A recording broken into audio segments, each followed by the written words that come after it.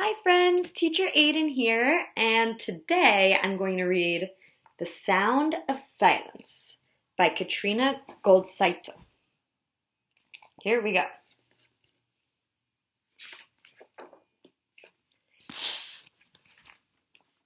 Little Yoshio wiggled with anticipation. 3, 2, 1. He threw open the front door. Honk, honk, honk, honk, beep, beep. The sounds of the city swirled all around him. Tokyo was like a symphony hall.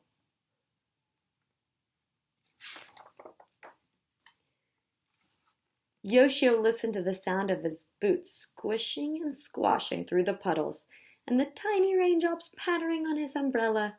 The sound of his giddy giggles made him giggle even more.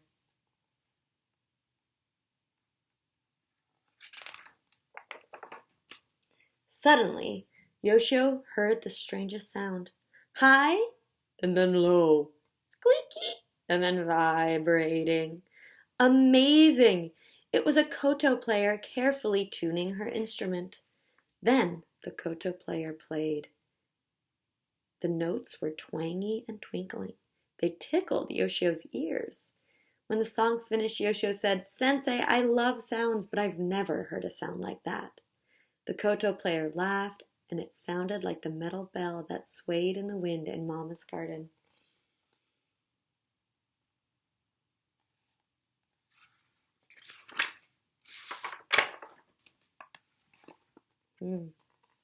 Sensei, Yoshio said, "Do you have a favorite sound?" "The most beautiful sound," the koto player said, "is the sound of Ma." Silence. Silence, Yoshio asked. But the koto player just smiled a mysterious smile and went back to playing.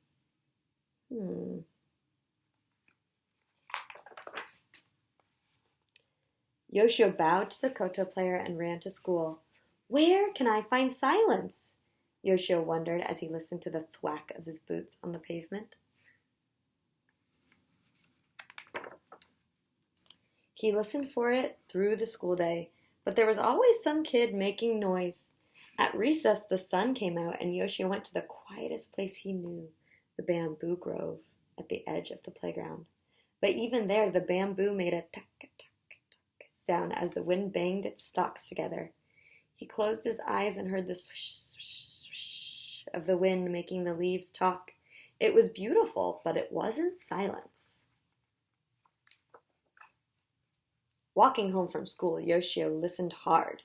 He could hear the horns of the buses and the whoosh of the bullet trains and the beep, beep, beep of the traffic lights, but still no silence.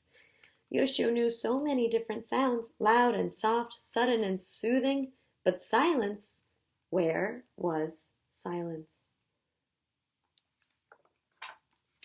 It wasn't in the dining room where there was always the sound of chopsticks and slurping and chewing and swallowing. What a noisy family! It wasn't at bath time, where even his toes made noise and little droplets of water kept dripping off his nose. Drip, drip, drip. That night, Yoshio tried to stay up late to catch the silence while his family slept, but his eyes got so heavy and then heavier, and the sound of a distant radio became part of his dreams. Cannot even find silence in his dreams. The next morning, Yoshio woke up to his neighbor's dog barking, and oh no, he had missed the silence. Yoshio walked to school early. His sisters whizzed by on their way to the park, screeching Yoshio's name. Where was silence? Yoshio heard the creak of the school gates as he pulled them open. No one was at school yet. He put on his inside shoes and listened as they shuffled on the shiny floor. The classroom felt different without anyone in it. He sat at his desk by the window and pulled out a book. He loved this story, and as he read, he forgot where he was. Suddenly, in the middle of a page, he heard it. No sounds of footsteps, no people chattering, no radios, no bamboo, no kotos being tuned. In that short moment, Yoshio couldn't even hear the sound of his own breath. Everything felt still inside him, peaceful like the garden after it snowed, like feather-stuffed futons drying in the sun. Silence had been there all along.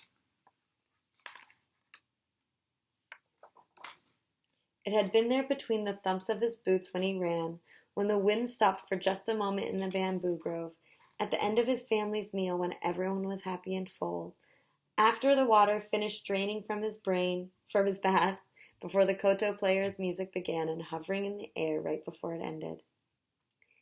It was between and underneath every sound, and it had been there all along. Ma. Silence. Thank you, friends.